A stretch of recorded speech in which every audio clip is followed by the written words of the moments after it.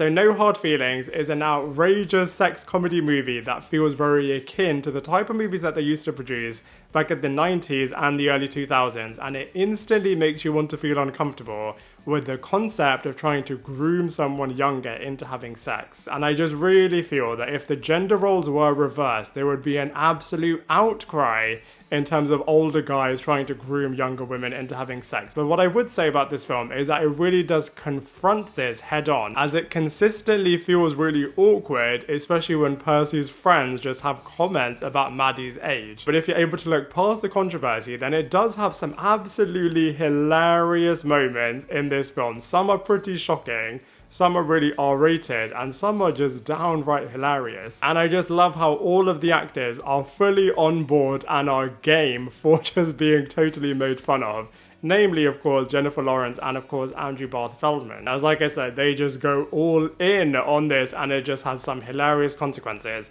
But not only that, you get to see that these characters are actually a lot deeper and are pretty flawed at their core, and you really can understand why. I mean, in Percy's case, he has got such overprotective parents, and he has just not been able to find himself, which hopefully he will do when he finally goes off to college. And of course, with Maddie's case, her father had a secret family and pretty much rejected her, and so you can really see the abandonment issues, as of course she is just trying so hard to keep and protect this house, which was the property of her now dead mother. So of course she wants to really respect and preserve her memory, so she feels really conflicted. And so from that perspective, you can actually empathize with this character, even though you can't necessarily agree with what takes place. And I think also you get to see what people will do when they are just so desperate for money. And it's really, really tragic with this character, as she is an Uber driver, and right from the get-go you get to see that she loses her car, which leads to some hilarious sequences taking place in terms of her constantly being on rollerblades and when she has to walk up the stairs. And what is interesting is actually this movie is somewhat based on a little bit of a true aspect,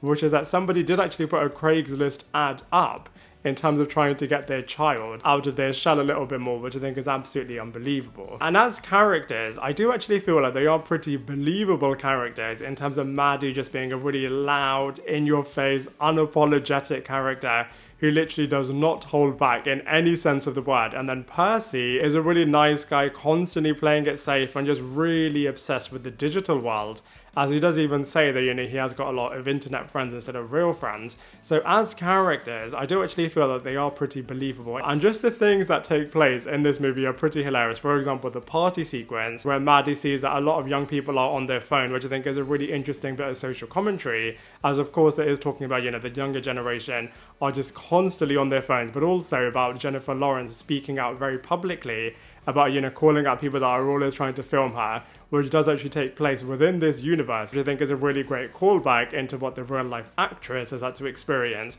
All of the car chase sequences are really, really good as well, especially at the first instance, you see Percy at the front of the car, and then you see Maddie at the front of the car, and I just feel like as a throwback, that similarly was working really, really well. The first scene where Maddie is trying so hard to flirt with Percy and he is just not having any of it, and then he actually uses the pepper spray. All of those sequences I think were so, so good. And even the restaurant date that Maddie and Percy are on, where you actually get to see that Percy's other friend is trying so hard to be rude to Maddie, and Maddie is just giving it right back. And actually this does lead to Percy first of all singing, which I thought was absolutely brilliant, as of course the real life actor is a really good singer, but also it did lead to Percy contemplating not even going to Princeton, as he wanted to stay and have a romantic relationship with Maddie. So I think all of those sequences were coming together really, really well. And after all of the hilarious encounters and all of the confrontation, when Percy realizes that actually Maddie was doing this only to get a car, which like I said, you can understand why and where Maddie was coming from this, but just the emotional impact that this has on Percy,